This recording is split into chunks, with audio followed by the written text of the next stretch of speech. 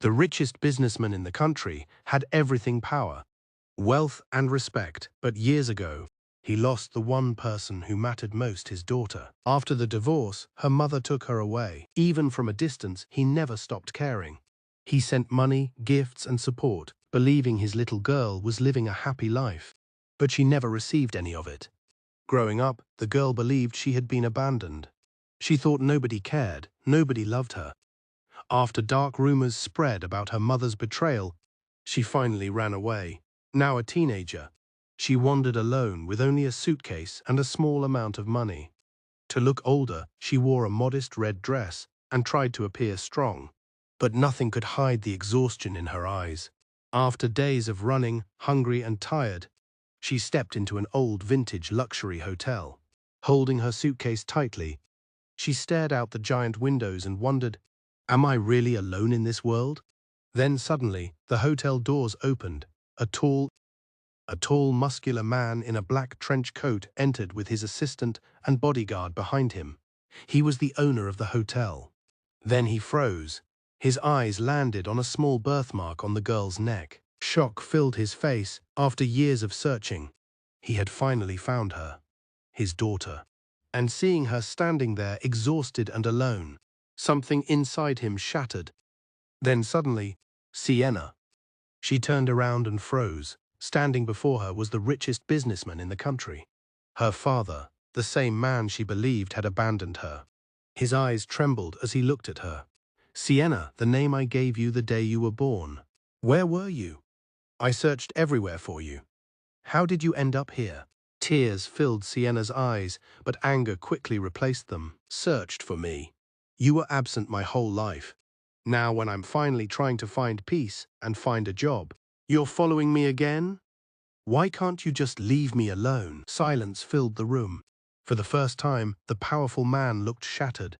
"Leave you, Sienna? I never left you. I sent money every month, every birthday. Every special day, I always supported you." Then his face changed. "Your mother, she made you believe I abandoned you. She took everything." Sienna froze. Years of pain, loneliness, and hatred suddenly turned into heartbreak as Sienna stood frozen, staring at Roy's laptop. Monthly payments, birthday gifts, school funds, undelivered letters, and years of proof showed that Thomas Sterling had never abandoned her.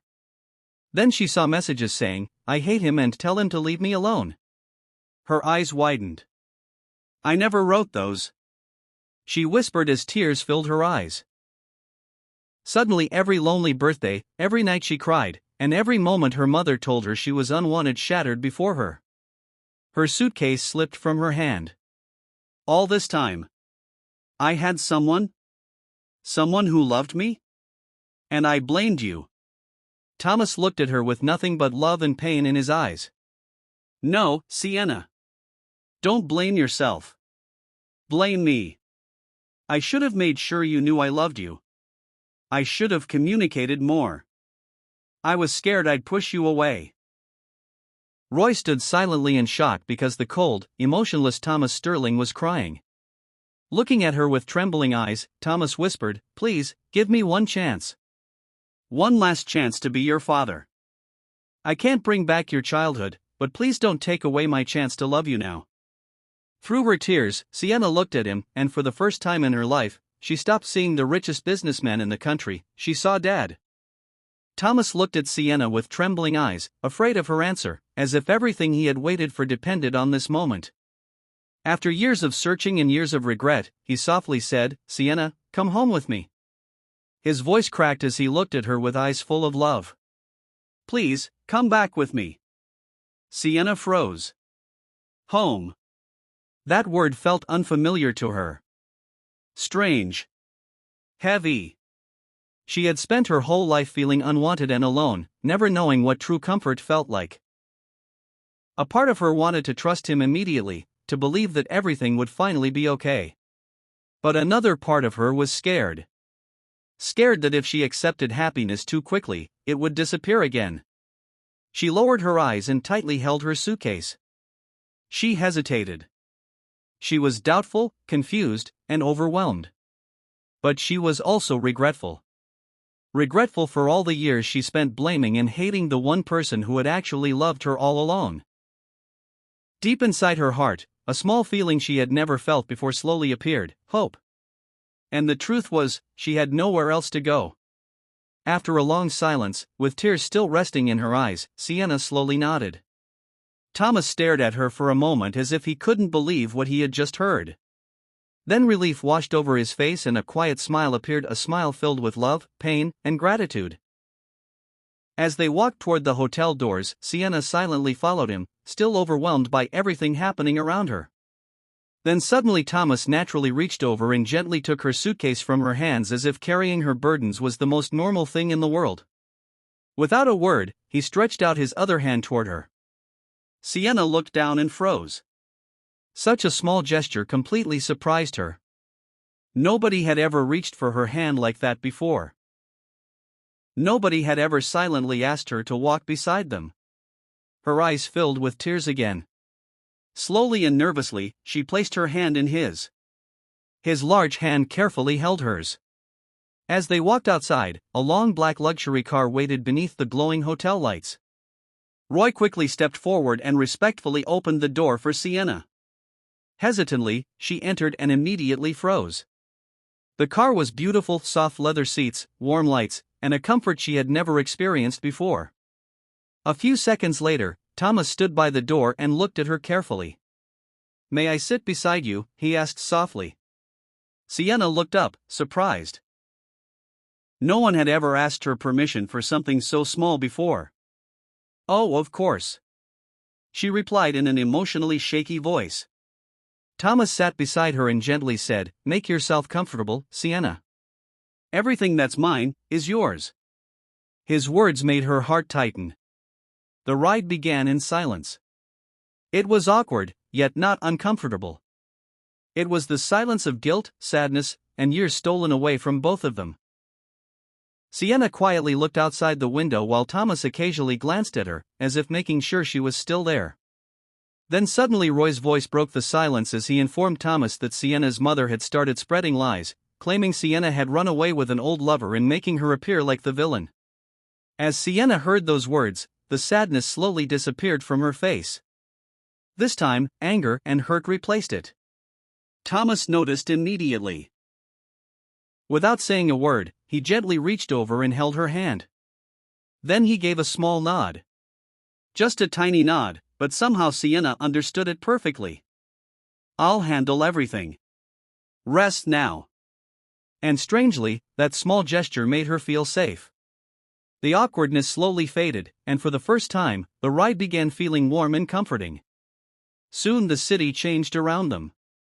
Buildings became larger, streets became quieter, and mansion after mansion appeared around them. They entered the richest area of the city where only the wealthiest people lived. As they drove further inside, the houses somehow became even grander. Then suddenly, Sienna's eyes widened. Before them stood enormous golden gates with shining letters written across them, "Essay." She stared at them in confusion. Thomas noticed and smiled softly. "St. Sienna Thomas," he quietly said. "I named this estate after you." Sienna slowly turned toward him, her eyes widening in disbelief. Thomas looked ahead and continued softly, "Even when you were gone, you were still the center of my world." Tears filled Sienna's eyes once again. She sat there silently, staring at the gates, realizing that while she spent years believing nobody loved her, her father had loved her so much that he named his entire world after her. As the black car entered the estate, Sienna quietly looked outside the window in disbelief. The drive itself felt endless. Beautiful gardens stretched for miles, glowing fountains sparkled beneath soft lights, and rows of trees lined the path like something out of a dream. The deeper they drove, the more unreal it felt. Finally, the car slowed to a stop in front of a massive mansion. Sienna slowly looked up and froze. Giant marble staircases made from shining Italian marble stood before her, leading toward enormous doors surrounded by elegant pillars and warm golden lights. Everything looked luxurious, almost too beautiful to be real. Yet strangely, despite all the beauty, the place felt empty. Perfect, but emotionless. like a house waiting for someone to bring life back into it. As they entered, Sienna's eyes widened even more. A grand banquet hall opened before her with sparkling chandeliers hanging above and elegant decorations filling every corner. Near the entrance stood an elderly maid beside another staff member. The maid immediately looked up, and the moment she saw Thomas beside Sienna, her eyes widened. Thomas smiled softly and looked at Sienna. "This is Anna, the main caretaker of the house." Then, with gentle pride in his voice, he added, "Anna, this is my daughter, Sienna." Silence filled the room. Anna stared at Sienna for a moment before tears suddenly filled her eyes. Then she smiled, not a polite smile, but the kind filled with years of waiting and happiness. As if something missing had finally returned home. Thomas then turned towards Sienna and looked at her with those same loving eyes. "Go freshen up and change into something comfortable," he said softly. "You look tired, and hungry too. Get some rest, and we'll have dinner together." His voice softened even more. "Take your time, okay? I'll help you with everything." Sienna stood there quietly, looking around the beautiful mansion once more. For years she thought she had nowhere to belong. Anna gently smiled and guided Sienna through the beautiful hallways of the mansion. Soft golden lights glowed above them, expensive paintings decorated the walls, and every corner looked elegant and luxurious. Sienna looked around quietly before softly saying, "It's beautiful, but it feels lifeless." Anna looked at her and smiled warmly. "That's because Mr. Sterling wanted the estate to be decorated according to your wishes one day. Since this is your estate too, he kept everything simple and untouched." Sienna looked at her in surprise. Anna then smiled even more and softly added, "But your room, he personally made sure to decorate that. He wanted to show his love to you." As the large doors opened, Sienna froze.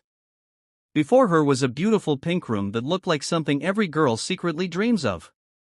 A giant teddy bear sat proudly on a special chair made just for hugging. There were elegant tea and cup sets displayed carefully that looked imported from Italy. The bed looked soft enough to sleep on forever, covered with beautiful blankets and warm lights.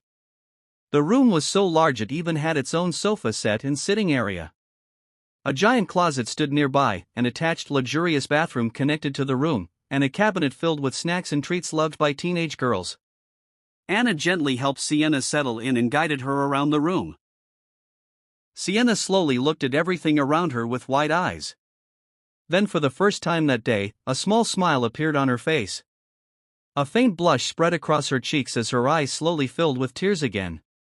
Because after years of believing nobody cared, she realized her father had been loving her from afar all along, preparing a place for her heart long before she ever arrived. Back in her room, Sienna quietly wandered around like a curious child discovering a world that had secretly been waiting for her. She gently touched the giant teddy bear, traced her fingers across the beautiful cup sets, looked through small decorations, toys, and little things her father had collected over the years. Each object felt different now.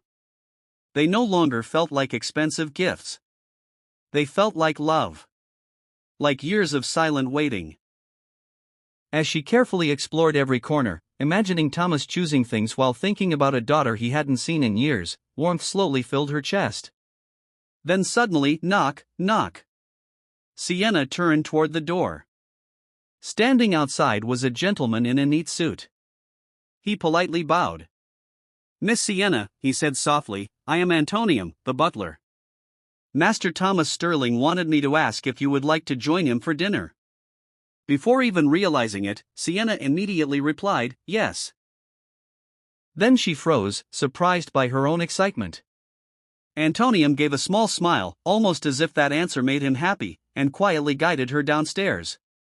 As they walked through the mansion, Sienna admired everything around her once again. Soon they reached the ground floor and turned left from the grand banquet hall. Large doors opened before them, revealing an enormous dining hall.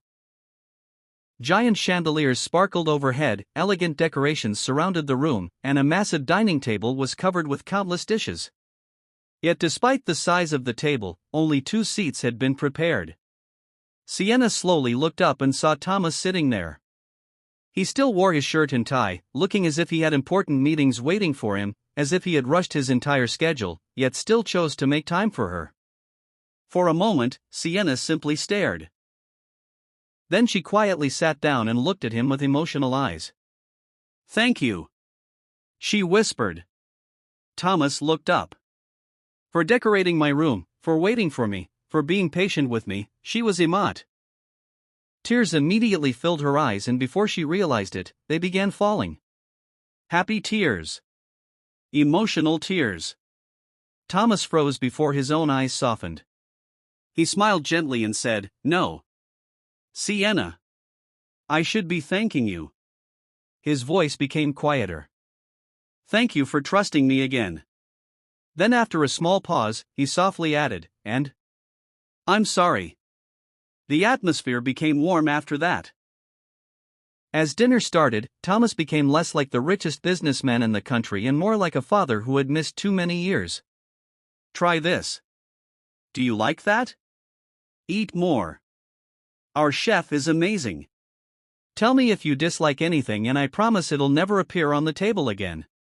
He carefully served food onto her plate, watched whether she was eating enough, and kept asking if she was comfortable.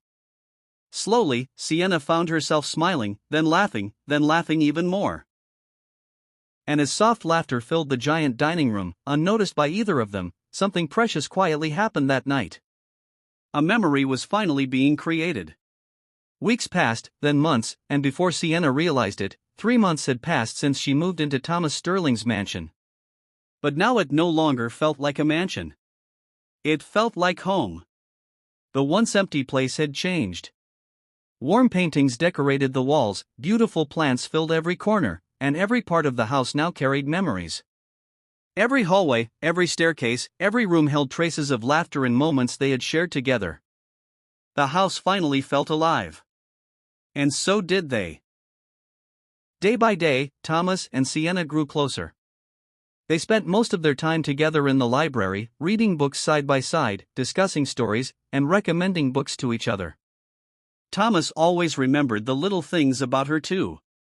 Sometimes he would suddenly return home with her favorite cookies, pretending it wasn't a big deal, even though everyone knew he went out of his way just for her. For the first time in her life, Sienna felt loved, safe, and wanted. She finally had the home she had always dreamed of. But happiness didn't last forever. That afternoon, Thomas and Sienna sat peacefully in the library reading together beneath warm sunlight. Everything felt calm, until suddenly loud shouting echoed through the mansion.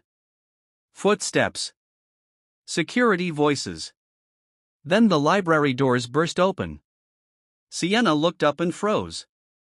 Standing there was Nadi, her biological mother. Security tried stopping her, but she pushed past them and angrily pointed at Thomas.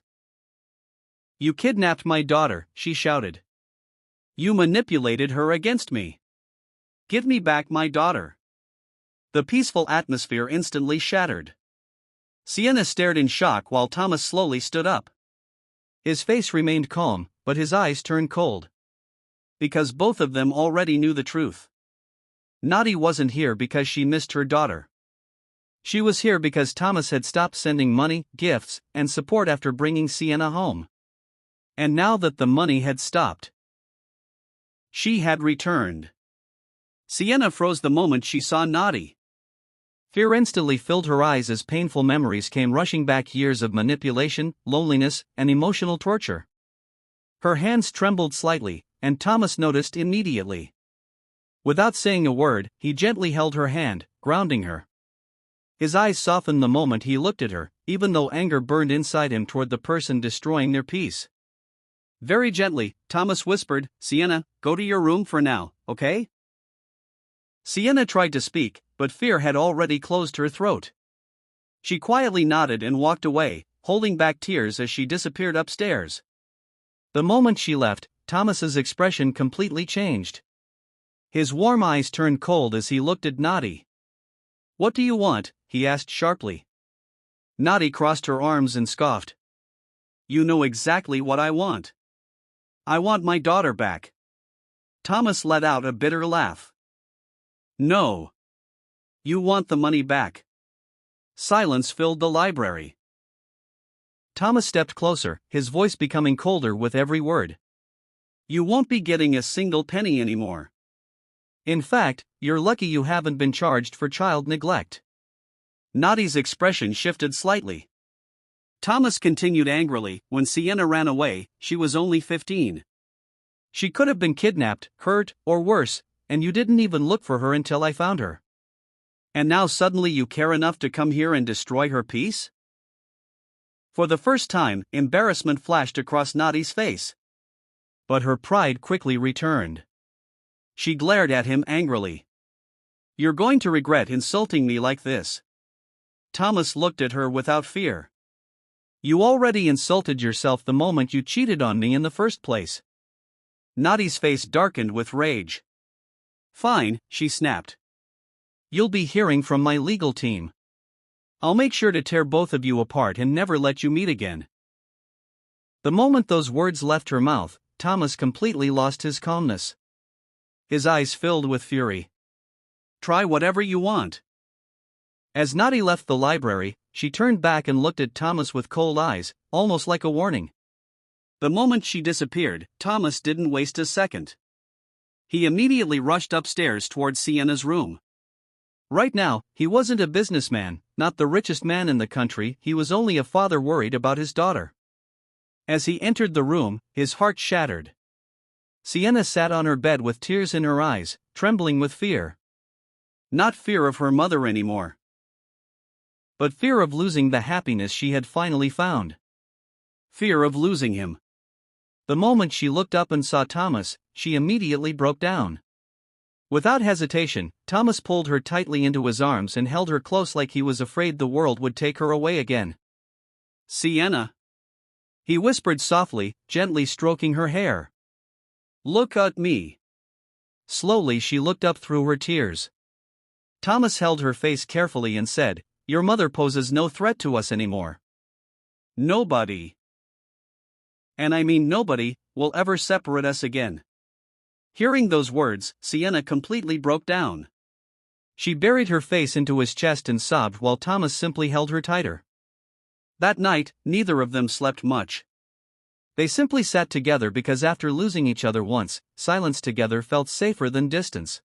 Days later, the courtroom finally became the place where everything would be decided.